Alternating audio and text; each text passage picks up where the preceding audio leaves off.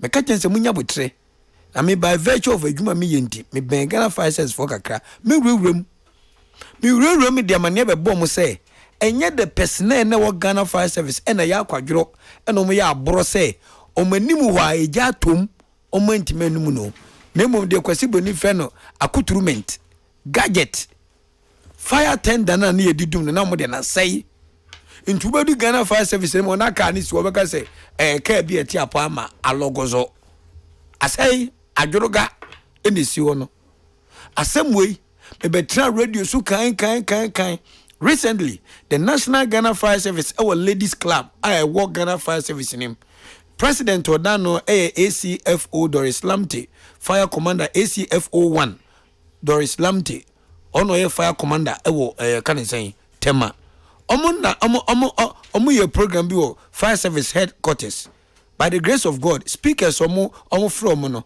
omo from me come maja me go kasa about 3 to 5 minutes bi ewo program na say I was honored cause na chocho Europa na o me gina simpio so campaign e de kire maame a obegina minister in charge of interior and name say ye de ano do nwura ebi nwoyen adwumakuo ba ko a omaka de Yebooah manimiti apa Fire Service for meanwhile we are in a nation ye bomb pies of mining develop yensi abronsa teta tenten se mo kwa brochira mo hu bi yensi edwa fefefe na nipa ho mfonso eja betima to baabi eja betima to abronsa bi mu a ya nye kefra asema beba kroma no enti aban enretuli the Ghana National Fire Service no munya V8 na ministers ya tomo ma to V8 omuri campaign kwalo monitor wo munya ato no more resource retuli the Ghana National Fire Service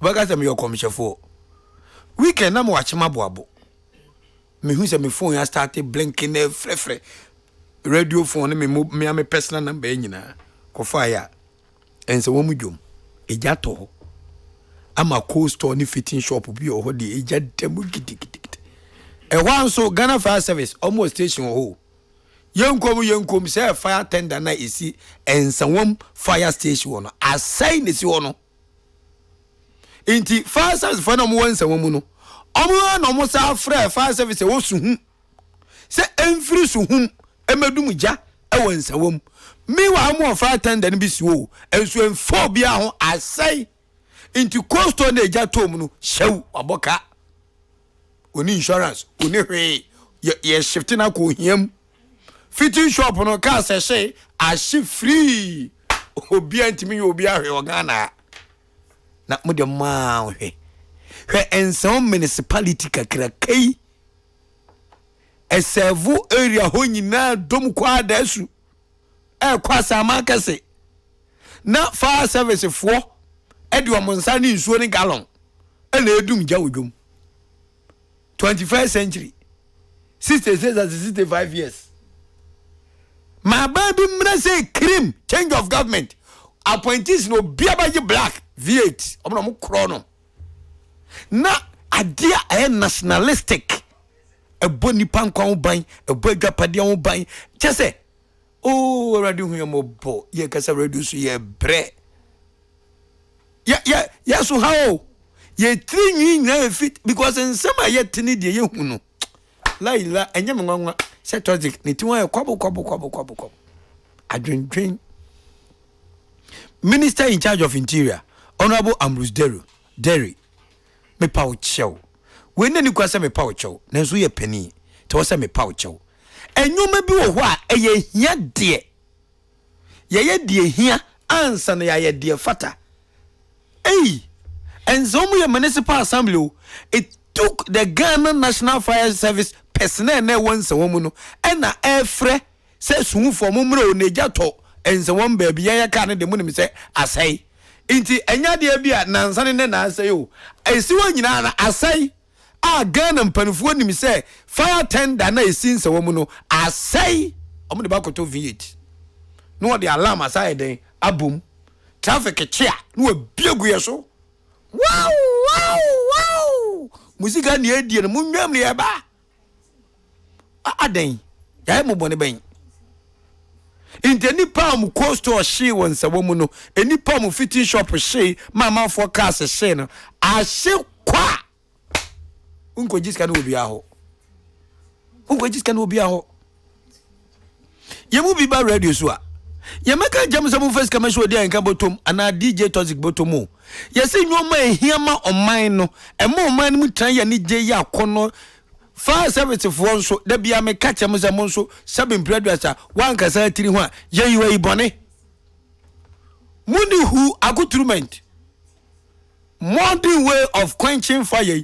My training mo every mako India, ako South Africa, ako UK, ya the mako for all the training gadget anyway. Gadget anyway. Fast for the edgy bokiti. Obi a fire service every year training na yedum jawo nsam no agibokiti no the bokiti says so chow odumja enyo no why fire service ni bi frame from Kumasi oso odi se yakosi na Ghana fo di atema tire bia me kofi bibi se me ngoro matene koma me nkwadwuma ni biem because o say enye ye fault but Ghana fo enimiti omu di oframe free Kumasi o say Ghana fo enimiti omu di atem ebi se yeto ne yedi menkan fufu. What's the fire tenderness one? I say, and we have 2,000 Ghana cedis and a talk. A millions of dollars and a dito. It's a buy uncle talk and fair ma. Namusu mo be bonny be ebe fefina. You see a jar tabron say a thousand chuma. On one go into Janim.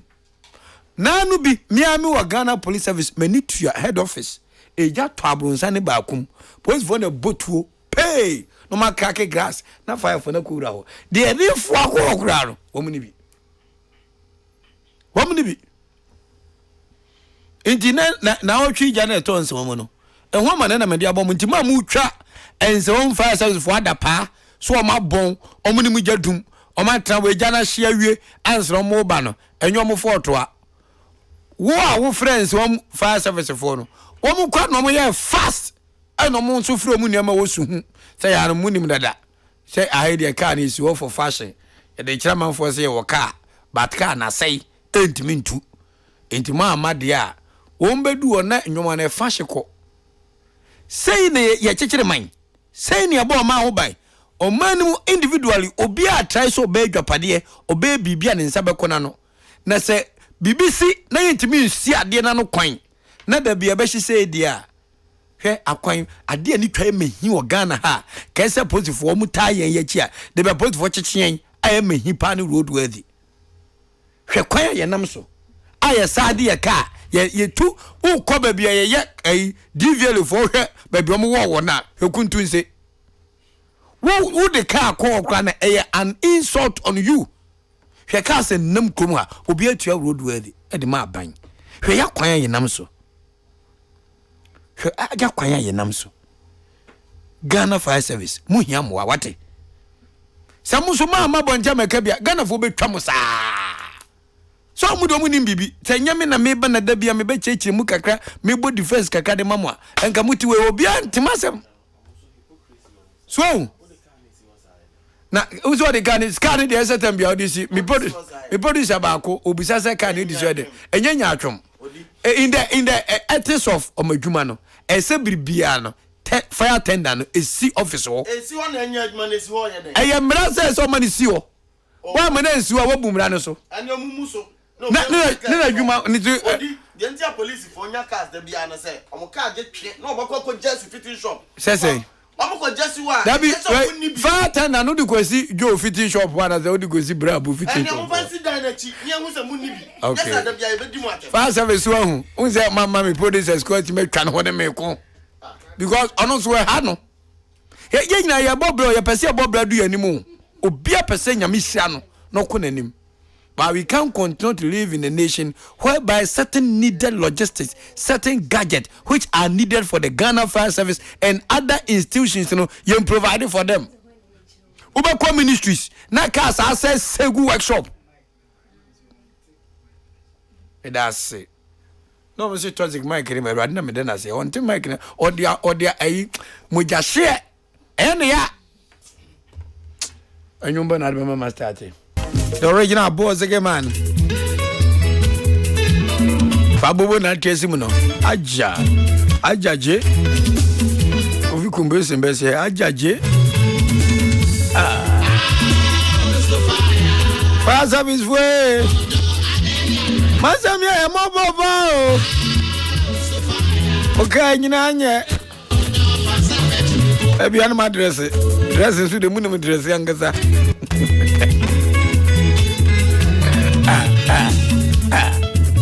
Me tu chamamo, the Ghana National Fire Service. Chief Fire Officer Julius Kumo. Chief, good evening, sir. You are doing your very best.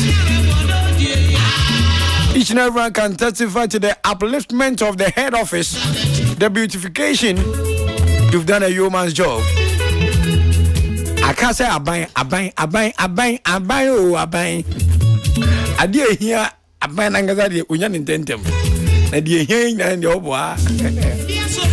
And they were doing come out at their far young crying, and they use some.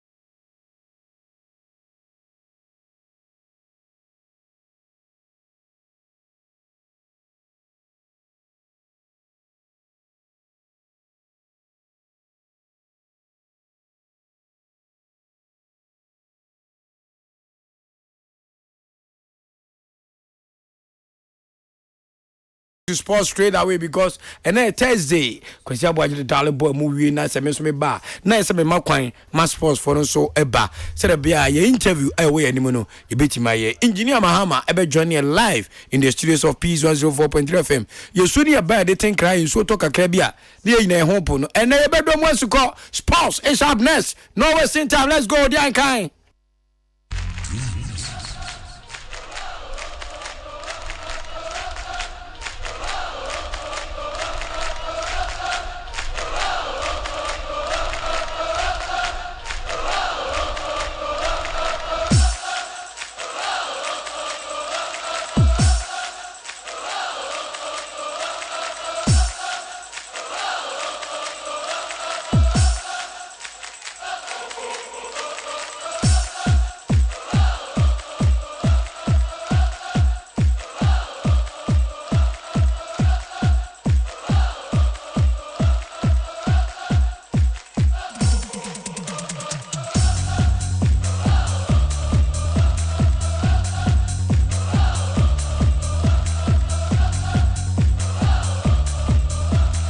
Okay, Brebre aso say Yebooah ago pramaso nsem dan kwaku Yebooah ha na kwanta madam fo ni mado ha kwaku ani memo adwomo akwaba yenu akwanta bibi abokode adum na da Roma the Christ ase and the brinti yan twentwen square akramo ejaje antini ya uba bema iswanu desima no ba kofo didi a kromu nye de Ritira tegbe afede ko onunku anidi Davida oso oman Ghana mo ho kire mo ampo sima kwa IMF mo chensu kura mo na mo bom tonton sansan kokon IMF yasira mo mvedu ani kakra ntuye mo enti mo jiska yi na mo be trias gracia Davi no waji no onunku akodi a wanyade nyambedi no ho ya ti wase mo es gracia mo sanyi mo ade amfansi sa mo nkonya yempre no yempre ne do ya manyoni na ojibi ajai so leader so se wo beji bi nso a enye because muji pe ye dum go IMF. That's right. That's almost near for home. In your grad in Boko IMF. But muji as gracious ye the politicians in the IMF. Never mark what you be saying. On Becao. Mumia the on Brebre Prawater. Aye. Yamini Yebooah. Maybe I am meet you new producer. So see Papa be show. Aye. And I will say Papa Bay. Or see Papa Pen Muna is in a Papa Kitwaum. Said if you are you home? Eh? It was why this stairs okay, so Papa, your baby Josie. Oh, don't worry, I'll see her. I'll see her. I just see her. I'll see her. When I got out here. To me into an instant Sofia. And so I make it Cabiachero. Can you pray? Maybe I will see her. I make a change pressure. I got muscle. Why, I remember it means that the cash on the German pressure. My grandmother, I'm one for me. What's the Papa Penny? I kept you. What's the Papa Penny? When I'm joking, train me. I'm not so close. I'll see her. I'll see her, babe. Papa Penny in your hair. Now, I'm the one who there. Him. Okay, kind of is any of school in the yoga. Well, by Jinipa, then you back on my reply. Then I know from my African, you are the general Pacho. Me meow, name meow. You are twice. I am twice. I can see my name near Paul. So confirm if anyone send him your any man who cry, I will see her. I will see her.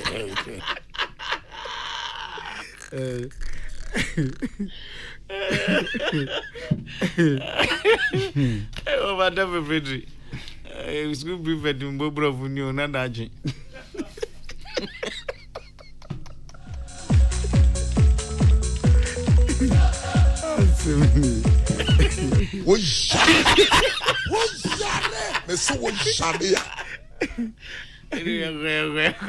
Peace 104.3 FM senior and race we na ajoba kasafie so abraso say dia gudie mun sam e de Brebre de ma do me dan kwaku Yebooah Ernest Brew Smith bongo di fara dachi ne kwabna mu abena producer no eye kwaku sapon sakode na yedi kan na ye kwama ne ahwe ensema ekọ yedi kan na ye mo enwura akutukubo ensemu na ye hwe de ekọ so na brante dante wada eno chese Abrante de Alexander Usk no ono sabre ehu abono esanse nanka ono ne wontoka bi oso omko na so ehu abono nti wantumi amma na no enwa saade a odnani ebe kire Anthony Joshua Nigeria ni na owini a ne yeso British ye bode pe yeso Nigerian boxer ono odnani kire no hwese ono no ede bebo ani ana odan wani ede kire Liverpool so Abrante Jordan Henderson ono captain de ma Liverpool bobuku no sanso na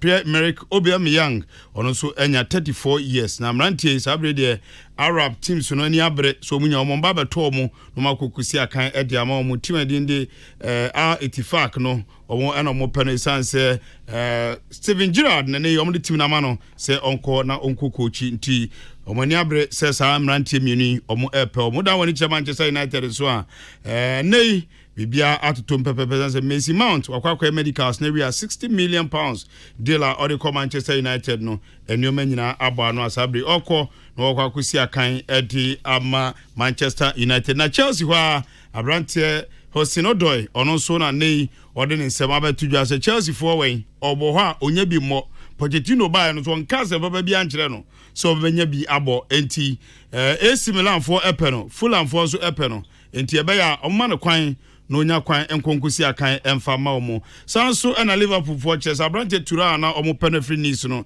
ensem na wo ho no enhyeda nkoye enti omaja omani e de afi ho na omaba Salante Abrante friend Romeo Lavia oruji se ono no omunya na ebetumi akoye nanso Romeo Lavia no nei Arsenal for e de akire sanso na bobu kwa ne din e Chelsea so e de akire nti Liverpool for the concentration anya higher one hwe ne ya no bi ababaje e de afi omo ensem yenkwa Chelsea na yenhwe de ekos Mauricio Pochettino enene okase no se obasan players ni bi aka ho esanse 600 million pounds a omde sign players ni nyano ankwa nkosi hwe ntene waba Abrante Christopher Nkunku aba nanso obeto bi aka ho se ne be ya ema team no atumi agina ne naso bia atumi akoye Bernardo Silva si aka de Manchester City no na Saudi Arabia team ba ko edi na chi bia Cristiano Ronaldo ewo no chese wunya na omo pe na sika na yi omo edidi na chi no 80 million pounds eno ni sika omo chese wunya ya omo no eba be sign no na bibia atumi akoso yi na omo chese ne work permit ni ade nyina no ombehwe no maye bibia ede ama no na bibia atumi ekoyi a Bernardo Silva sika obeje no 41 million pounds a year na sika no ebi wo mu pa enti anhwene ya na oja ho ede akwa no na ama Man City coach Pep Guardiola ni abreze Saudi Barcelona for mo menamfofo no mo dada nti sa na ekode dia na Frankie de Jong no munya ne mu mfa mame na nka omesi akan mfama bobu kwani din de Manchester City yabre esemu no se ho nsem no enyina ba yede ba bedamo ensem bi ekoso enra ena ebeto dwawe eyefie ensem se Kumasi Asante Koroko ene board no omaguno Sanso management team no omo aguno ebre esem no empedifo de obe coach de obe manage team na so be CEO no ebeba edini de ebini na monte so pa na ensem asabre na monte so eba ene yensa Kevin Chese mpedifo ehwese daachi omode kotoko team no ebema Kwasi Apia Mayele obekaya ono wabokotokoda enti omo chese old player there omo de team no be man na omo de man so there omo chese bi no ebre no ebekọ akyemu bewa na otumi akochi team no na no manyina atumi akoyi ede ama Kumasi Asante Koroko we ensem akwa yese remum yedi akyeni ahwese ampa yede be man ana sebre se bi foforo ebeba Jordan Ayew esi akan edema Black Stars nemum oda woni che England ya Crystal Palace na osi akan edema omo na enkomo twetwe a one Kwabran Yebooah atwetwe ye no ebi ene se obisa ne se obobo a position bempa na ogidi se ekoyi ma na osi akan a yede ne kobo ho a opepa. My favorite role is a striker, and that's why I feel more comfortable. But obviously, you try to do your best for the team, and you try and help the team as much as you can. So, Peace FM.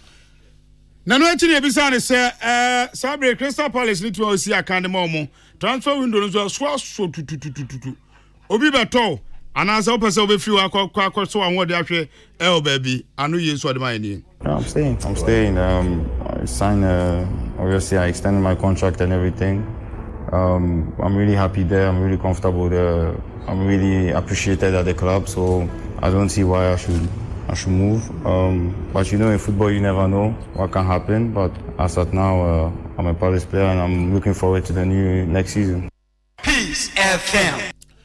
We and then some of the two judges also better no ni timi ni akasa bia no why say o kwa akopre no ho na akwa akobua kemo ba bia na ewo fiense we beka enche na yenu akwaku saponsa akode ade story bi be break mu se wanya ne ntie se Kasim Mingle enya nwanwa so beko Nations FC ye kobisa Yebreku Beche United omso bibisa no no kra bisa no so bibisa ni sana yesi bia no kra bi etachiri enei akwa kopium se coach Kasim Mingle yede no akwa Nations FC playing team ni technical team ni nyina se ne de coach fofra se Alhaji Grusa Manso na nko akire e bobo league ne dia ono ene be coach Nations FC.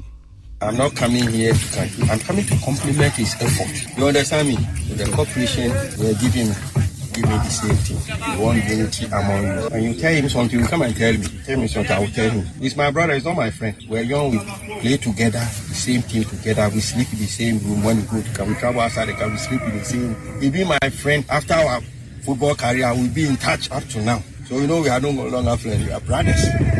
So your chairman wants to build something big. So if you have one technical brain, maybe you handicap somewhere. So we have two technical brains behind you, two great technical brains behind the team. So everything lie on you people. But the first important thing, we want discipline. When you are not disciplined, you cannot play this team. It should be our first thing that we are bringing here. Discipline. If you are not disciplined, you cannot play football. You understand me? Sacrifice for something. The footballer, you know, don'ts and don'ts. You will talk it later. Whenever you come to the do it. This one is good introduction. So I'm here to compliment the effort. Peace FM. We and so a coach from coach nation says you know so many from premiership mu Kasim Mingle and yetinkanani sorry so na sabredi just why she pa o Kwadwo Yanka they akoto ne Twitter handle say ohwesunsu market okreku enyo no every president say Kwadwo Yanka dia no ye Kwadwo Yanka esco member dada no oso ohwe peteta kremu pa ohwesunsu mu oso ohwesunsu mu na abanomba to na be spiritualist dana abanomba to na be so October aye anu ni anu ni Yanka spiritually Ketokreku is no more the GFA president Kwadwo Yanka o jare ono spiritualist ovi America ba no o kom tigari edran yambasie na wa busuafo peace passports despite me dey be di akire sansa abato na honsem na ye bebre honsem no dey say nsem na mabo dey bi pumpum ba kwa referee nsem bi e ba no say to form say team sem baba say eno de ba na say dey asem papa be ba nso a ni nyina ye de bebre mu dan Kwame to aso na yenko o jare me so o jare ya eno ye national anthem a mo ye dey a mo beje answer na mako se be adu de ye commercial we wi a ene owura ochramponsa ene owura engineer Mahama ebobo nkomo titobi ka titobi kire o mani e nyina ye dia ye dia bafu ni nimdia na engineering minds e monitor nwoma no na yebusi e ho say ira na ya yechi inti na ni ye korisia na Ekwanso Brebre, one of the most influential person on nice. One of the most influential people in this area is Ahenkan. Ahenkan, with your language, with your gift of convincing others, try and help in marketing some of these projects for Achansi Senior High School, so that we shall name even one or two of the projects after you in this area. Peace FM. Amanfo dia moka kire Freddy's Corner home appliances hono or dia ba Freddy's Corner Home Appliances Center. Home appliances are eye papa bia ebi wo ho. Brands ben Media, Samsung, Kaiwell, TCL, TV, air conditioner, freezers, fridges, water dispensers any dia keke ka ho. Nia ubenya good warranty dia. Ko Freddy's Corner Home Appliances okokomemle. CCTV a eboama monitor of properties any business at anywhere in the world. CCTV any da ho. Ewo detector, clear pictures, Wi-Fi connector. Utimi connect ma wo phone. Na wa monitor baby a wo wiase bia. Freddy's Corner Home Appliances abeka Freddy's Corner edwosu ahodo a oton phones ene ehun accessories no ho. Fresh 0544 959195 ana 0207937323 ana so brakokomemle City Light in Chehwa. Na ye can discount ene achedia obetiasie. Freddy's Corner, home of authentic home appliances, phones, and its accessories. Hey, when I'm bread, hey, I'm done using my Lexus. Very soon, I'll be cruising down the highway in my new Mercedes-Benz. Me, I want to build my own mansion in East Legon. I will call them the Mega Palace. My dream is to open the finest restaurant in Ghana, where everybody will come in to enjoy. I want to start my own business and give back to the community. That will be such a big impact. Whatever winning means to you, Mega 6 Lottery helps you to secure it in grand style. With a chance to win millions of cedis every week, you can make a mega impact on your life and that of others. With every stake, Mega 6 Lotto also supports young Ghanaians in education and the creative arts. So, download the Mega 6 Lotto app, play online, or dial *266#. With only 49 numbers to choose from, the odds are in your favor to win up to 1 million cedis every week. Mega 6 Lotto. Mega wins, mega impact. Play responsibly. The Mega 6 Lottery platform is regulated by the National Lottery Authority.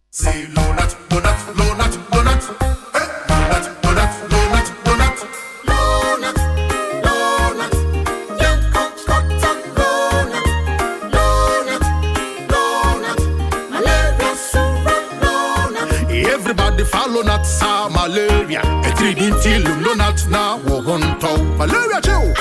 Won't popo. What really the I want you. No not. A dabaco. No not. A damiano. No not. A damiansa. No not. No not. Scatter malaria. Lonat, it is scatter malaria. A quality product from Blaze GVS Pharma. Yen shishemu hu se malaria wa wumujum ansana wanum Lonat. Na nam yen search na malaria no daso wo hwa ko hu dokota. This advert is FDA approved. Naija people with the yarn better to big. For Italian League, Osimhen goals can't be like 5 and 6. Bruh, the Ballon d'Or remain no. Jaruma, only you 250k for phone call, 1 million kwa for face-to-face meeting. No one tells a story like we do. Stream live football, local and international shows on Showmax, Africa's original streaming service. Sign up at showmax.com. National Bank Ghana, Midindi Echan, and one bay now here. Obey Masutre say, Seban fixed deposit investment, dear. Mona more the best interest rate our Ejamaiso. But I saw Pepe. Ah, Taji, and a Martini Dene. Sapa Pepe and Ampesamite. A son say, me was a cabida baby, I mean, fine she. And some pesamidisham of fixed deposit in him. Sunny Beya, metro some faso, say befu. Oh, you Papa. So I win him some penny for say, yet the num and the inam, and Tiabra. Yenim fi free e pesika die near the sika no e hye e ya fix deposit ni ade se ne be ya ye benya so mfaso se befu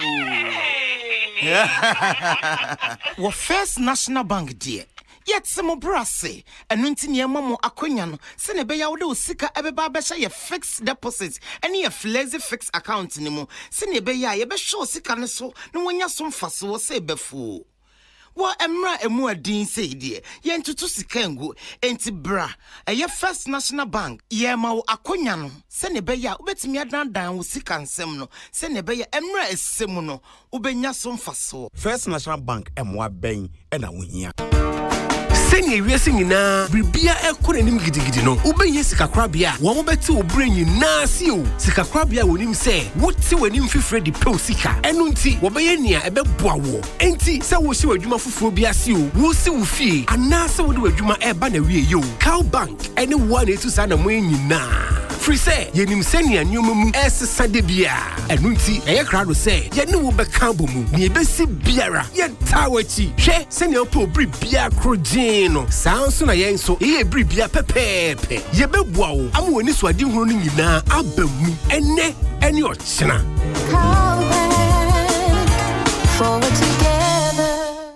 Peace FM. Okay, Peace 104.3 FM Chena. You move straight away into our discussions.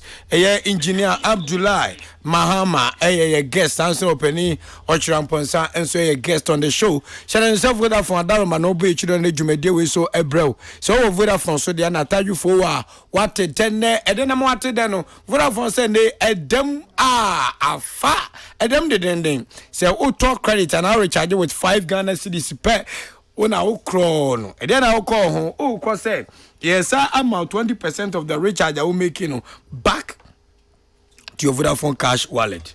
Vodafone say further together. Nadaruma and Obo Yichidom no. Sa sharon to say perfect man so enya ede ababu bom wa Ghana ha say so pe kaftan papa na wa share am wait media ya chia na bibia koso kama de amadia St. Phillips and akofa kaftan papa de frabochimem abedu Ghana quality dress pa na ne omamukọ party omukọ engagement omukọ wedding omukọ programs omukọ asoro omukọ mosque some person look nice and beautiful.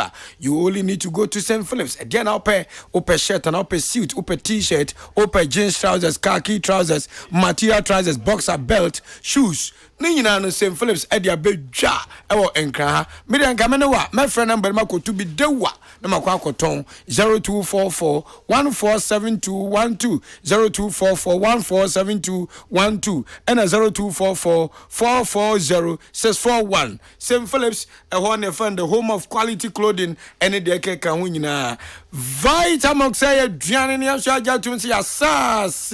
Pe vitamin type ben nape strawberry nape banana choco Vitamilk energy and as open name Vitamilk soya milk drink papa ayedi abagane dwaso hwe obo Vitamilk wutiminya calcium omega 3 omega 6 omega 9 tina mafo di no ma na atram ho ache no protein wom no eche nkuri ne ba nyoma ehiama ni padua ne dia doso puo ene dia gum enso toto opa ya Gary Soakins for Vitamilk wono be dia tafre wano Vitamilk eye duane ankasa. Engineer Adaroma yamo adwomo akwaba. Na pombo ko de. Yeda Yesu asimpacho Engineer Abdullah Mahamani ana. Yeda yamya tete ne. Yenu abompunumpu already so. Ofamponsa manso akwaba. Yeja. Akra na pon boko. Nyamene hini. Yeda Yesu ase. Yeda Yesu ase. We yankomo twetwa ye betwetwe ne yebusi an wo se. Yayira ye chi ana sesen. Tini ya dey ofamponsa no wa cross 70 years.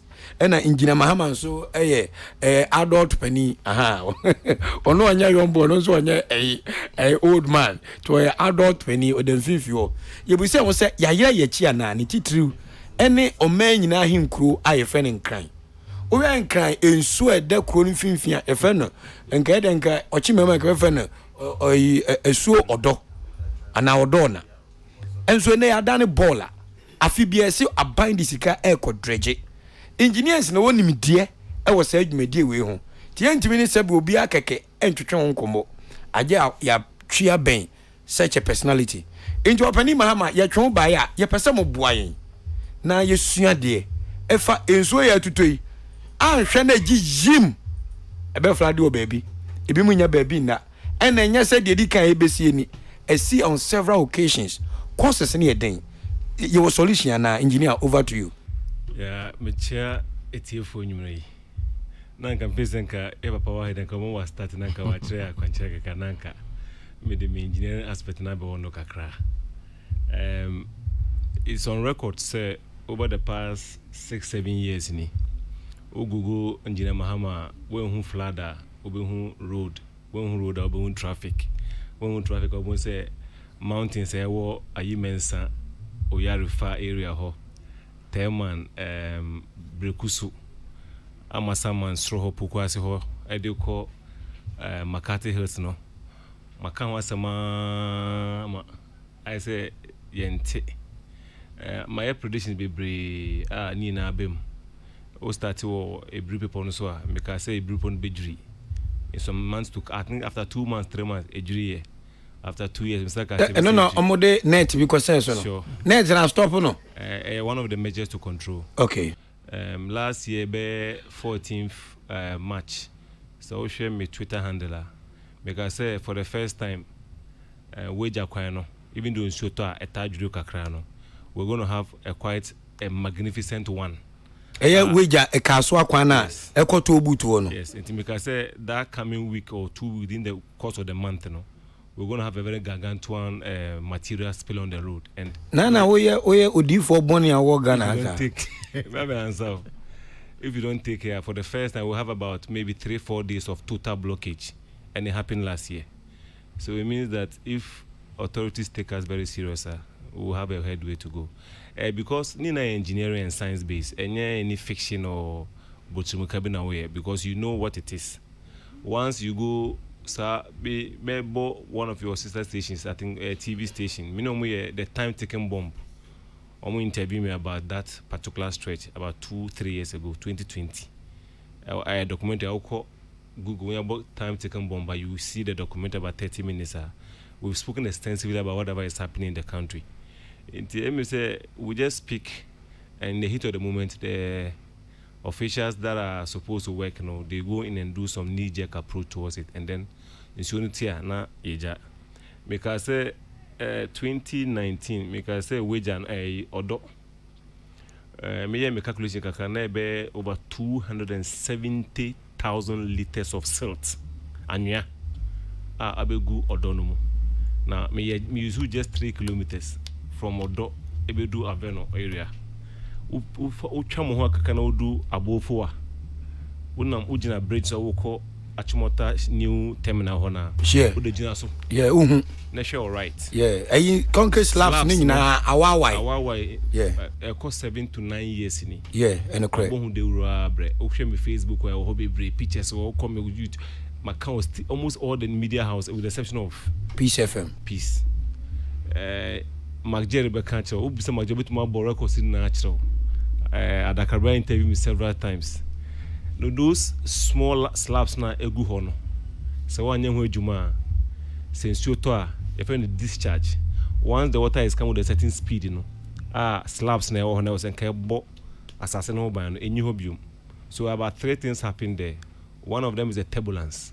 In so no because it cannot flow straight no. Now a dianya no was now there are a lot of houses which are in danger. At the left hand side and a media school media consult we were left. GH media school. It is just at the back of the wall. Yeah, udru ahunu nya say awa wayankasa. That's right. Emu tra na etre. Yeah, and what we do in Accra, even though it's still important to the silt, the problem is just outskirts of Abeno. So we do Abofu at the Fadome market area ho, or the Christian village, APO Hachu, Edeko Atomic down. Now the fraud people, Brekusu people now, that is the source of the problem at Odo. When that issue is tackled at for instance, Abeno, Abofu, Domain, Christian village, Domain, Atomic Junction towards Brekusua, the issue here will be quite insignificant. But if you have about 270,000 liters of silt, it means you have. And yes, son, keke silt. Silt ni jom finya na. Polythene bags, is not a problem. But then a problem. Because the problem is not a problem. People argue why. Because if you look at the polythene bags in the Odoa, it doesn't even constitute even 1% of the volume which is being occupied by the Odo. It is about 99.9% silt annual. And once the media, we all kind of media then the school, no. Yeah, GH media school. All those areas are collapsed, no. In Sonotoa, the discharge is coming with a certain speed. It carries all the water along it. Now, when the water slows down, then you have what we call high deposition of silt. Because in Sunu Kumrika or Swabi Biadeko, you be near offer to your political. Then now you have to see settlement. I say, Udi one makes it anya. And I Gary Soakins. That's right. When say Ujawa for the time, you see the separation between the water and the gas. Gary in two Brebre. I always say you know what's wrong. Gary in form. So that's the same principle we're having at Dodo here. And I said, say, if you can say the silting around Marcha, every tipper truck idea the silting, if I buy 20 cubic. Now I'm talking about 270,000 cubic. We used to 10 trucks quite the age you need not less than almost to 7 months, because every truck that will take the silt has to travel quite a distance, about 2 hours, to go and dispose of the material. Instead, truck ni if you have beyond Kaswa to go and dumping the silt now, the traveling distance alone is one.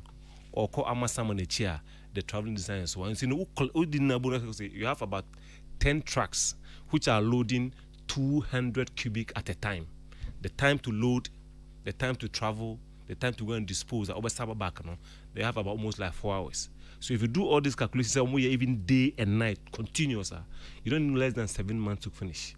And when I said this about 2019, and media, those who just want to come into the social media and then just throw their insult to you, 6 months or 4 months after, they're one of the most experienced engineers when it comes to hydrology in this country. He's on retirement. He's an engineer, Waisametepe. The day the president went to the Odo to inspect, he said that they don't need less than 6 months to do the design. Calculation. I'm at the studio, and I'm find my phone. I'm 3 kilometers stretch from Odo to Aveno. The silt of about that thickness, and I was able to generate about 7 months accurate for a desilting. So we will continue to desilt the Odo every year, which is supposed to be done anyway.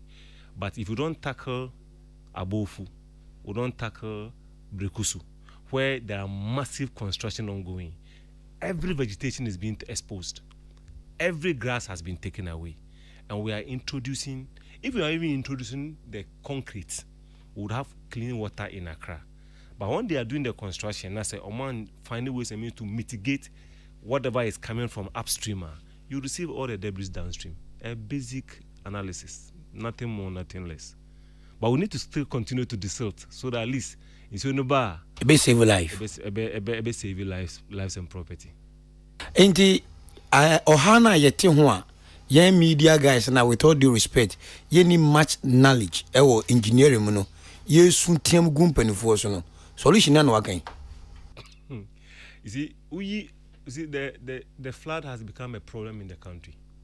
Me in so to na me shishime pa. There's a documentary on almost friend be cloud and rain trauma. People are going through a lot of trauma now when the clouds easily forms. Exactly. And if you don't take at a point in time, you can have not less than about 30 to 40% of Ghanaians in Accra. Whenever they see the cloud, check on pressure, on your pressure, papa. Because the person is just anticipating what he's going to go through when he gets to the house. Also, if you're so nice and so he doesn't know whether the next morning he will be alive. So the person is already panicking on his bed. When supposed to have relaxed after close of work, he's already panicking. Now the ozone layer depletion, which is called the global warming, there are countries that are suddenly becoming experiencing flooding. So it's not only in Ghana. In Ghana, and we are receiving a certain amount of rainfall that we have not anticipated. That they will have, or because when they used to now we don't have the. In fact, last year December it was raining. Yeah, I was working on a construction site. Me see some stadiums be. It was raining, so I have the records of the rains that I experienced for the past 3 years. But yeah, because you have displeased the ozone layer, so now the pattern has changed. That's how to keep. How come you can't too much? Please, I mean to me, because the ozone layer as a canopy, anchor and between a shield between the sunlight and then the human beings. I say, baby, a boy of mine, a way we are any pantemono. So now, the distance between the sun and the earth in the morning, say, if you are PR, it's about 93 million miles. 93 million miles before the sun. That's the distance between the earth and then the sun. It takes about 8 minutes for the rays of the sun to get to the earth. So the earth is static. At any time, it takes 8 minutes before the rays will get to the sun. The rays will get to the earth. Now you are depleting what is actually preventing you. Say, but we don't get it. If the sun should go back 1 meter, the cold will kill us. If you come forward 1 meter, the heat will kill us, and that's what we are getting to. If you look at some of us who are fortunate to be the equator, we are almost okay, because those who are just at the top, the Capricorn and then the Cancer, they are going through. That's why in Sudan now, they have 4 years, no munya bear 1 month rain. Wow, much knowledge, or how I ye name munyano. Ana feelings need to say, since you toy we are bo, now we yeah, now Brebre Afibia, ye tran radio su TV su, now ya kwanya no solution comes on board. Now our one knowledge, unim the consequence of the equation. Ana feelings need to say. Now this year can be seen a interview. Yeah, that's the way. Yeah, my year no, and at least some people can say, oh, come put. It is a no way. Okay. So that's what that, because I've repeated just that we are adding some few things to it, but otherwise, whatever we are supposed to have is. And you see, I don't want us to channel the issue to the government. Directly at government. Government, the only bigger ones for me to my or say or don't. There are 4 beautiful laws in this country. The Land Use and Special Planning Act of 2016, the National Building Regulation LI 1630, that has just been amended to LI 2446. This is just about 3 months old. Now, you see, when you're about to take, say, when you go to central government, you have a challenge. What is it? Because an individual who's supposed to rent an apartment or to build an apartment, and Kabaya and Kawa done for engineer. Just have a day with him to the place. If you want to buy a land or you want to rent an apartment, let him use this experience I know. Non sure say aha me share say the terrain it here. Otna ho so be a drizzle crampona ebe how. But we don't have people to, and but there are over 30-40 adamant miscreants. They damn all the consequences and they are putting up buildings everywhere. About 40 years ago, I was just about 2-3. Professor Mamu wrote a book about floods. Or say when it rains in Ebri, Ketase, Ajimenti, Peduase Lodge, Edeko, Asherase, Obosumasi Hona, it takes about 96 hours average before you start to get the water in Accra. But now when it rains in Ebri, 30 minutes, 1 hour. If one is on to Accra, we'll receive the water here. Because 2 years ago I said that it will get to a time we'll be in Accra. There will not be rains, but will be flooding. If it's Accra, then you on to Accra. But one sense you never share one because if we never depleted and messed up the Ahenkan enclave. We had the Fat Terman enclave is gone. You people are buying land there at $1 million to sit on top of the mountain and watch Accra. And those ones are not any ordinary person like you and I. Because $1 million means who be on account muda. But people are using such money to buy land at the top there and disrespecting nature. I think the government or the friends of nature should stand up again and ask ourselves, say, why is Katapo, Ahenkan, Brekuso, Ajimenti, all the lands at the top there are being encroached with impunity? We can't protect our mountains. We will receive the brunt of the flood in multiples as we continue. No matter what we do in Accra, the gutters, the water is coming in 4 multiples. And it's so sad that we speak about this with a lot of pain and it's not being done. But we see dying. Now, sir, we see dying. You don't. I'm not a swampy area. Maybe a techo. You should know, say, no matter how you feel the place, you are not living on an island. But the laws are explicit. Say, anybody you check it there at 113, the permits, or see anybody who want to get a construction of a building must first and foremost go to the assembly, the authorized locality, and get permit after expression of interest of what you want to do. Now, the same law also says that in the event where the person does not go by the law, 119 gives the assembly or the court an instruction, or say that person may have committed an offense to about 1,000 penalty unit, not more than 2,000 penalty unit, or will have to go to a sentence of minimum of 2 years and maximum of 4 years, or both. So what's it dying? Let's say, so the assembly says, hey, we don't have the finance, we don't have the funds to go around. I think we should stop it. That's why I say I don't want to attack or go address the government, because there are sector heads who are the supposed to, yes, who have a whole committee. It's about 11 to 13 members. Now, these members who are supposed to ensure that Obeji permit, they have been given another law, say, in the event at 121 of the LI16 and the what do you call it, land use and physical plan at 2016 at 925, or say the officer, in this case assembly, may order notification to Ahenkan, carry out instant prohibition, abatement, alteration, or demolition of that structure when that structure interferes with the environment, causing nuisance to the public right of space. The assembly doesn't need any law, court order. When they have established, say, you didn't take a permit and you have put up a building in a flood-prone area, that is actually getting a lot of people endangered. The law allows them in the 121 to carry out instant prohibition. They have to prohibit you from continuing the building, stopping you from abatement or alteration to help you to alter your design or demolition of that structure. Let's say, Emranokra wo home assembly need dada. So when we have that picture and everything has to go to central government, I think we have to end it there, because those people at the assembly, all the MMDCs have been given design patrol 2019-2020 fresh. Yes, V8. And then most of the other engineers at the assembly have been given pickups. I understand them when they say more challenging because the communities are expanding. But once you identify the buildings and you overlook them to continue the building, you are causing a lot of harm to the citizenry. Engineer, with how passionate you are, any say was he my dinner meet you? I say me lecture ho and the lecture me. I would de akumapane a yaw pour out your heart, Hope and it has be or say ye nibe buy a hoso. Na ya tackle baby problems ni free bano. Na you see where the okay can you? Do you see any hope ahead? Some of the assemblies, I see it.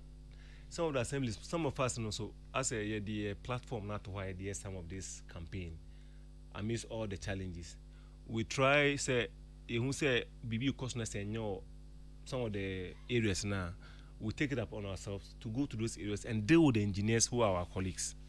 And then in some areas we'll go ahead to go to see the MMDC or the coordinating directors I've done a lot of them around Accra, Eastern, some part of Koforidua. I've done one-on-one discussion with a lot of the assemblies. That's the only thing I can also offer as a citizen, as a private consultant or a contractor, to the people who are, and most of the people that are listening, most of the time, those who look for us, we give them pro bono. We don't need to be doing money-related issues to get people to get out of flood zones.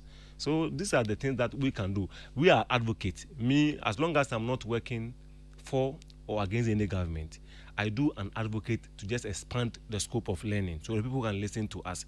And then, in fact, this afternoon when I was even coming, somebody followed me for a discussion about his land, where he was getting his land. I just gave him some free advice on them.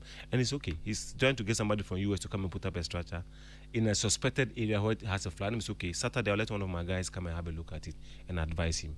And I told him, someone can't change the and say, we don't need any profit. We don't need anything. He's just doing his work. We'll just give the advice to him, and then he continue. This is what I can do for a country. Let me read this to your hearing. Good evening, Odi. Please share my greetings to Engineer Abdullah Mahama. In fact, he is always encouraging the youth in Nsoma Dweji constituency, and he shows that there is hope for the future.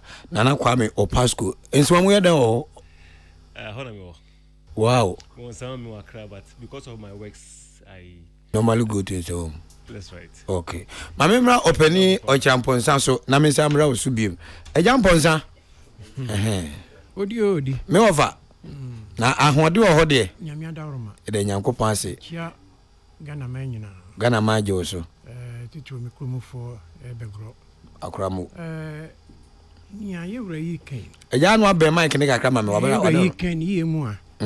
Na ni o ne se ye mbra na ye mofra ni memua no na omani nipa na so wom si na ukotete nkuru no so a na ebe hu se adane bobo ho bebre ye di kan no na wom susu se wom mfudie na sese ben won akokwa na wo ewiase ni nti ne to so mienu na ewiase esum ni suma ye ne se emo abone ni ade no wom wo ho bebre enu nti no won pese obekọ akiri enti won fikyire no a no won de yemfuo enipa doso na ye twetwe nua no hwe na ewiem aye edi aburo bebre me kaisa mfie bi atwam na Haiti efi ase an wo dua nua te sane asese yen Ghana fe ni yesomu na Ghana de na wo yesomu ni ahometeni se enua no bi enketenkete kora arodo enti boso me edi kan no nso na ebetoro na kate nua no so anwea be kate nua no nyina so nua na ye pese ebo ye ho ban enyi na emma yen ese ye be kata esoro ni asase esoro sene a ye wura krachi kan yi ye nua no bebre no a entumi nte nanso ye fa ye ni enko ho yi se ye de ani hwe wa be won se nua na ye duani bi susu akra dodo enu nti me de madwene mu no na me so nka se wo hwe se enua no ni etia wo m kra no enye bi a anamomiansa 3 feet se basa na se yetumi aduanua yi a enu ni okwampa ebetumi afa so de abo ye ho ban sa odo ribe yi a ye ka ho asemi edi o man na wupa ye ka se o man no ni nti etesa ne se ni eti enyina ne nkan na se ne a kikire Ghana man no uyi nkran na uyi kuma se secondary takrade a o man ne aka nka ho sa ne won aye o man no na so hwe se ne odo river a ye ka ho asemi aye na edi enya obekọ no atwe anwan de agu ekonkon ho obekọ na entwani rabes ni adi nyina de agu konkon ho enso ne to ne edi kan ye to so mi na se ayema adani ye ho sa yenya ne yekum ye ho ya wo de watwa mu mfinhye duoso etete no na saa na moye no ana ye nchima ya bai ena ye ni nswade ye ni mu oba ade ne mapa ode ama ye ntina ama nsunsuan so boni se abaye so nana no kwasem ni se tete no na niam bi te se ne okwan ye fa so ayede num ye nsu ni ade ni ho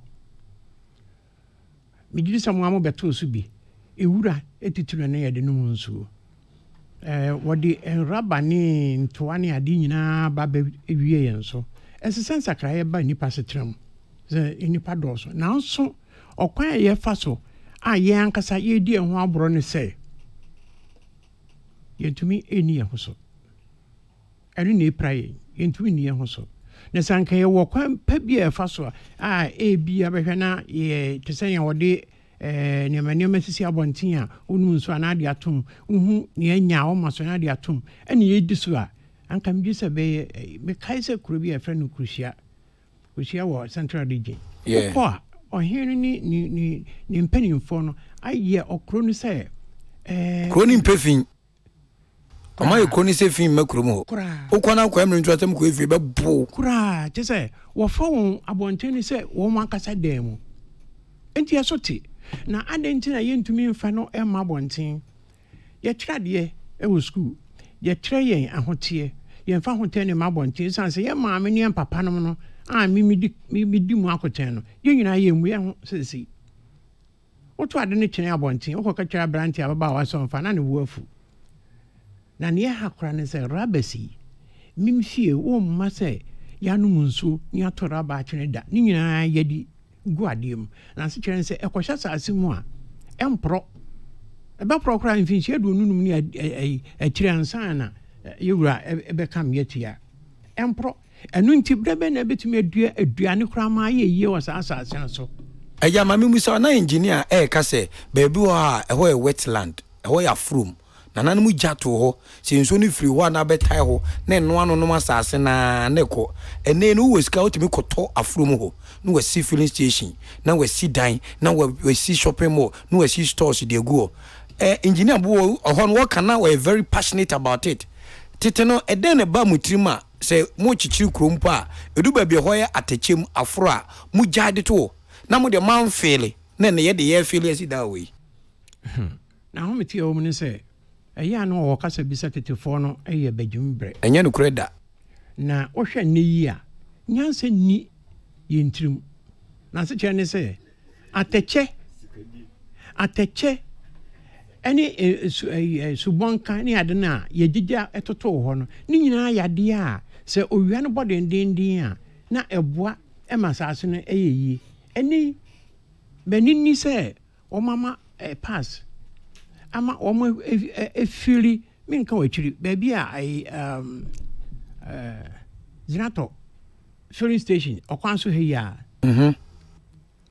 asɔre bi bɛsi hɔ a ɔmo yɛyɛyɛ ɔmo ntumi anwiso asɔre dan no ɛnɛ wato ama obi a ɔwɔ sika ɔna ɔsɛ sɛ wɔ sika wafiri hɔ no nyinaa ɛwɔ yɛnkyɛ ha yi a na sɛsi a wode wasi dan wɔ hɔ a w'ani agye wonim ne ɛbɛbɔ kyena dabi ɛno nti tetefoɔ no mmom no na wɔn adwene ɛnwomasua biara nim ɛyɛ onipa dwene ɛna ɔdwene ho sɛ owia no sɛnea ɛyɛ bɔ no ɛmmɔ yie hwɛ Ethiopia ne countries ɛbɛɛ no ebi wɔ hɔ koraa afe mmua no na wɔnyi nsuo bɛyɛ sɛ nan ɛmmoa ne nipa nyinaa sen wɔnwu na kyɛ sɛ wɔwu a wɔmporɔ ɛno ano sɛ wɔsen na ase kyerɛ ne sɛ wɔn ama owia no ne asase no ntam na ayɛ tia te sɛ ne engineer kaa yɛ nnua no wɔ he nnua no ɛbɛsom no wɔ he nsuo no ɛwɔ mu ɛwɔ he mema ayi MC ɔwɔ Ganof ana mo si mo sɛkyɛm filling station na ɛwɔ my 7 no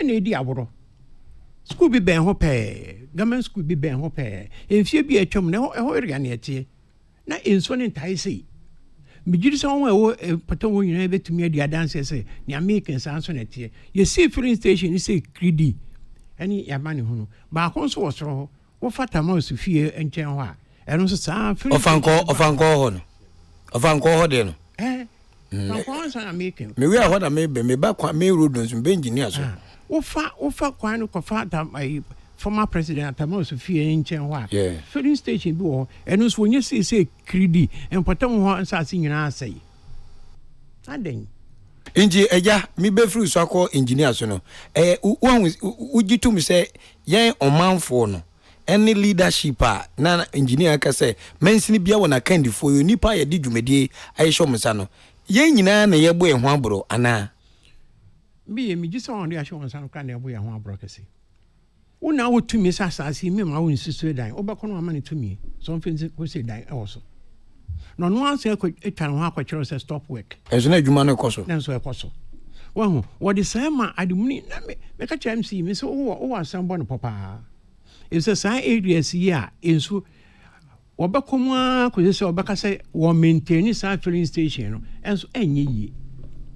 Ofanko yenyuna ebre ne yebeko so abre pa. Yewrekufo ye kwan ndro yi nanka ye kama. Enne hwe ne ho akoye. Enti dem ji say ya ne yekum ye ho. Akra da say. The so called akrache for no. One yekum ye. The so called akrache for no. Crash ni ba ku na tu nche no. Oh, Debbie, on the song on your cancer. Okay, Obeni Ochre Amponsa and I was in Kano. Engineer Mama, back to the main road from Achimota, Ekwamako and Sanwom, Yemfensi of Anko Heya. No man penida da Jiku for a year we are Professor Messambe twice we no. Now in so 30 minutes or 1 hour na you we. But if it is June 3rd, the whole banana Bepim Sabri. And so talk to us 30 minutes to 45 minutes. Omomuko kumasi in Abeka a quantity block. The bad namanizer. I know bisa producer say tama me bano. Me kasa so no say since you know to. As a soon to part there and pass on whom you are. That's right. Usro bibi. Me say me bana me down na me come to me the 4 hours. I will come. Obeka chiro we do dance here. Just about a month ago. Me and you be na omonti mase o assemblies no. Omo super me pa. Because me catch up me can na me grant interview about of Anko Taifa hon man me can say mo bia blame the road or the highway ministry roads and highways ministry omo flood na eden eba obia ne nimra and obia ne law say omo be kwan a wo ho before me to me nka me support the me papa kan o kan san bi say unzo no ka about the swampy areas na ye man ko fusisi adam mo fele ho no no. One of the regulations, I think regulation 9, or the building regulation say before obesi down say it become necessary so sit down crowd flood prone area. That developer has to provide adequate flood control measures. Say by all means or said maybe Daniel or say Horn also Musino. Maybe it's for the national interest or the person has an interest or he's going to help the community. But it's identified that the land is in a swampy area. That developer has to ensure that he provides adequate flood control measure. It means that he may have to create or construct a whole channel. Maybe there's an adjoining river or a lake or a pond. He has to connect all the receptor water there to that river or lake or pond before he will be allowed to alter the development in that area. That brings to the fact say, Sebi, I want this one to be one of the captions for today. Or he be tomorrow and I say Uncle Kobe one assassin. I'll say also develop it. It'll be I see our land tenant system is not helping us. That is why in the use of the law makers, they gave the assembly the power to either give you permit or not. So once you have your land, unfortunately for you know assassin a swampy area, and I say it's kind of in a buffer area. I was saying they receive all the water within the community now. The assembly deserves or have the right, because when they submit your document for permit, they will cite reasons why they won't give you the permits. So the fact that we have our land tenant system, a chieftaincy or family issues in there, there's the power that the assembly has. I'm waiting to make so they determine so basically and I win sit down permit on this land because of A, B, C, D. And the same law, which is the 121, would give the assembly the power. Say, if you violate the law, they come and demolish the building, and the court will support the assembly. And the part to Abeme. So, Oze. The part to Abeme. Then that's the problem we're going to have at the point. That's right. For me, I'll tell you that I cannot work in there because I'm quite a pragmatic person now. I don't have a problem with anybody who comes to. You can't suppress me, and this is my 20th year in my engineering industry. I've been doing this radio things like 13, and you can't suppress me. I'll make sure that I don't go to divert my attention to do direct insult to anybody. Never. But I'll speak about what I know and what I practice. What does he? And see, Oba a dying car quite say, of Anko started flooded Taifa.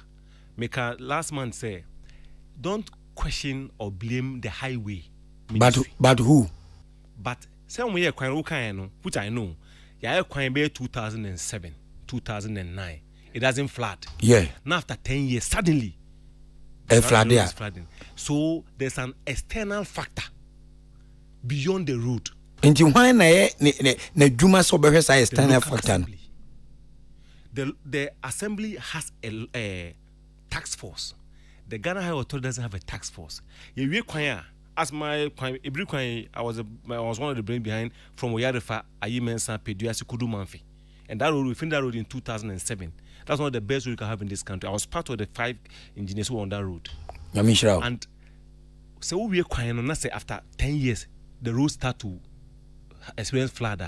Don't say all of a sudden I created the bottlenecks. Because we are you were highway engineer also, you were bridge engineer, you were materials engineer, you were structural engineer, and you were hydraulic engineer. No share all the mountain and valleys of the area, and he designs the culvert and a bridge in to accommodate all the water. Before Besano, no what we call the catchment area. So that's and he gets an information from the Meteorological Service Department about 10 years records of earlier rainfall pattern, and then anticipated 25, 30, 50 years of what is happening. Okay. Then he used that one to do the design. So it cannot be that the engineers who are doing proper roads are the cause of the floods. And now, what is the cause of the flood? My dad is saying, you all know what is happening at Ofanko. There's a filling station there. I don't want to mention the name. It's in a low-lying area. Let's ask ourselves, have they adequately provided the flood control measure I spoke about? Recently, that was about a month and a half. Now, Ofanko, the mean to know, is to there be a waffle. There be a zoo to me, it's a receptor. I am mana. There was a higher receptor, the low entity. Into Sony in a bow. You should be told Rukana wants to insulin to Hon particular, maybe not to friend saying, Asofan area. There's a Asaniaba. So that's the lowest area. To be see a Diana, so where filling station, you have to provide channel. There's what filling there's no channel. In fact, then I Kasawe or one of the interview I carry out on TV. No, the next 2 days, now me penny back home. I'm a mobu dying be one because then the panel or Cobanedi need dying. I could see gata no so. Half of the gata. Just behind the field. Inti Brebre nipa des any count. Of course. If any road suddenly start to experience flooding now, don't blame the highway ministry. Don't blame the engineer who did the design, because if Oyedwana within the same year it start to flood, you have a challenge. Engineer. No, you don't get me. When the road is completed, it is handed over to government. Exactly. And then the government has a rep, and the rep is the local assembly. That local assembly is supposed to ensure that that facility near that man no obviously. Baby, it is a moose. Baby, mutunyano. Enyoma se mo fa nkantanganta na de deje ekwano na de no ni nyina mu toni nyina tugui ama sisi ani nso to a e flade from musu wa to Ofanko no ya chip akonfo bi wo pokwase o makututu and ade ni bi exactly, because for the past 2 weeks no omo to many so na omo to every road furniture, guardrails, signposts, everything. And no na me ba so say e hwan duty e ho no nya Ghana High Authority na hweso. No. Didn't educate me. The Ghana High Authority no head office Accra. No correct. They have area managers. Okay. Regional manager. Okay. But un say everything within your corridor no, it comes under the tutelage of the assembly. Because omo jama o aban ye kwan fa okru lucky ye da be fa okru bo ho ban hwesuma ye. Oh, okay. Or tax force obi ye you 10 bi so assembly was all chino because what tax force obi sit down or kwan ho so no aban or reservation wa han tuntum be sit down wa ha because they have handed over the job to government in turn has handed over to the assembly. Inji kaswa tobu to the so and so the same thing say assembly na say take charge of what is happening. Certainly. Inti yenu anu mo ko keep kosinta kwade or how man name close to 7 years assembly na akwaso sta nwuma we nyina one ma kwan say into anwia. Oh, locality. Assembly. One they could oji that kind of way bill. Assembly. One they issue ticket ma tipper tracks on movie. Assembly. So why are you asking me that question? Wonderful answer to me. Engineer Abdullah Mahama empacho ye shamo say papa side the baby because we need more education. Na ye nyina ya sede de nyina betima ye de aboa. You are here doing now money ye because you to be in terms say the capital town of Ghana is so 1 hour. O money now stand still. No, what is that? Uluma got 1 hour there also do. Now o money in ejina ebi nko bi ma productivity conform. Ye mo ye ntimi ntop petrol ni diesel da. Utimi gina fa kono wa hyew diesel nyina. Ebi da kwan about 2 weeks ago bi kodu fie 1 am 12 am which is bad. Say tozi kununka wa watch me almost 1 year. Yeah. It me shenable.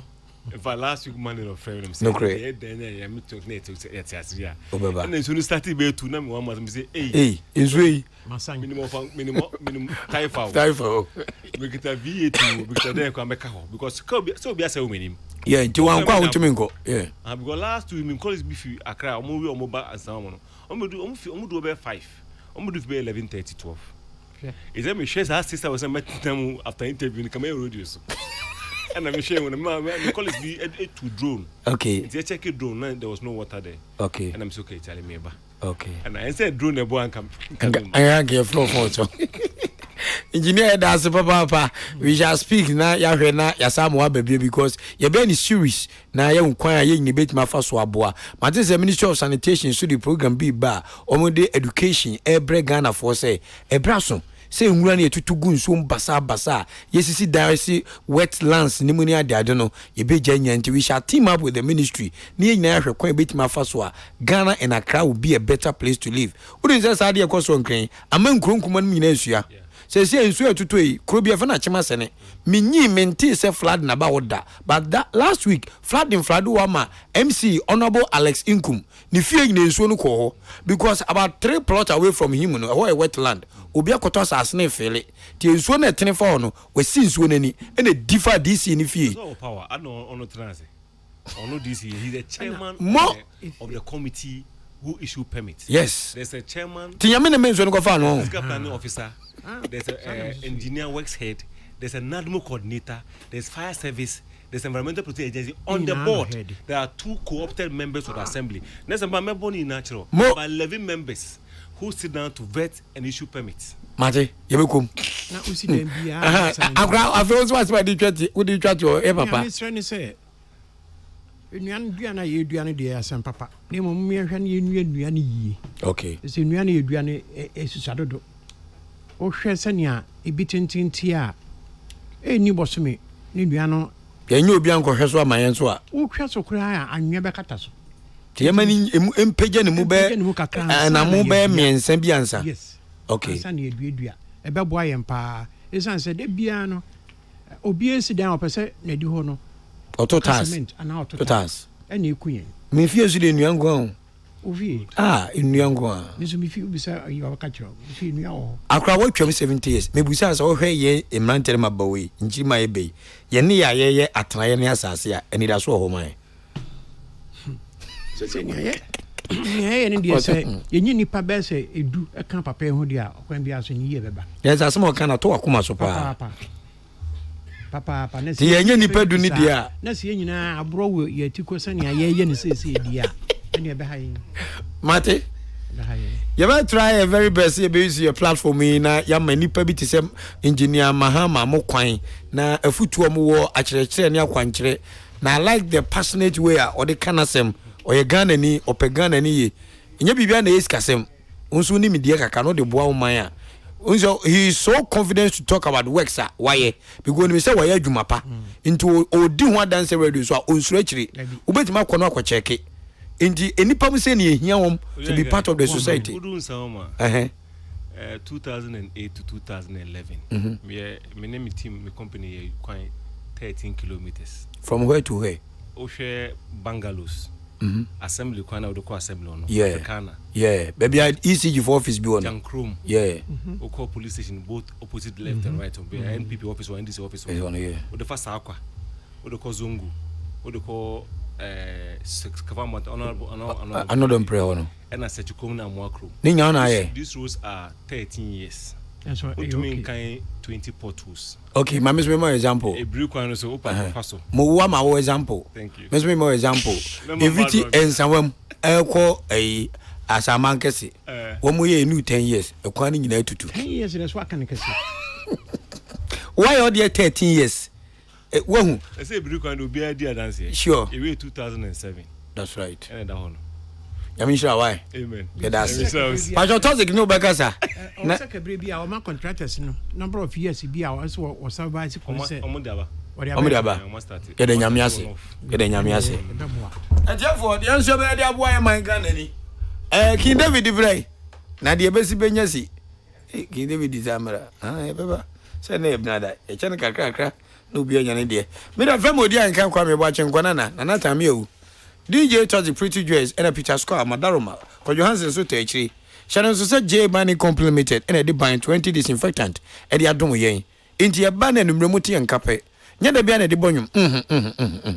Ya tie nyum na ha che. Inti Friday so a youth forum. E ba so live Friday ye benya guest e wa ha. O David Odi Ahenkan Kwame Yebooah agramo. Mami quotation ba ko pe. Na me venyo mo kwan wa. Any na Psalm 34. Adwum eti aduasa enan. Verse 4. Eyimu maako nan. De wakani. Bible no na e kan jino se de o kani. Enye ye ne de ye peka. Bible no na e den e ka osesen. Eti wase. Bible ne say. Ma wona ohwehwa mekra no eni mungu ase. Hwe enipa bi abopo so munya okra akabo. Mama nimu nya den enwu ase.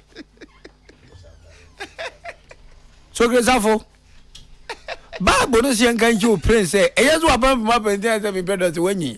E adwendwen na okuro ma ko yira ntem abam ma eta no. Okoyira de kuro. Oh masa ni pani ni ba bia. Nipa mo bo. O tu kroma na nkan se no akaka ko ni ba ko ni kuma no yira. O se ma wanga o hwe me kra no. O manim nya den nwu ase. Na wo ani nwu. Na wo ani nwu. Untimi mfiri me ha me emma nkra ha. So ba hwe obi kra onye agira mo a. Ma wani mu nya den enwu ase. Ezambi wani e ka na mo fo fi se nanu say ama ezu ohwe. O hwe se ayede. Ma wani mu nya den enwu ase. That's it. O ma be so papa you said anything. There be me ma me nkasa, me ma me agosu ago on kan se me nkan hye no. Me ma me say me PSC odi Ahenkan. Onyonku Brebre King David. Oye SDA ni ene de waja aboju se wagu aso ene ni ma se. Oh, na SDA fu nya aboju se. SDA fu da bani hu se SDA fu nya aboju se. Da ban. Dem se aboju se. Every tete SDA ni de wayi na nim to. No mu de ayi alata sama ne fa so.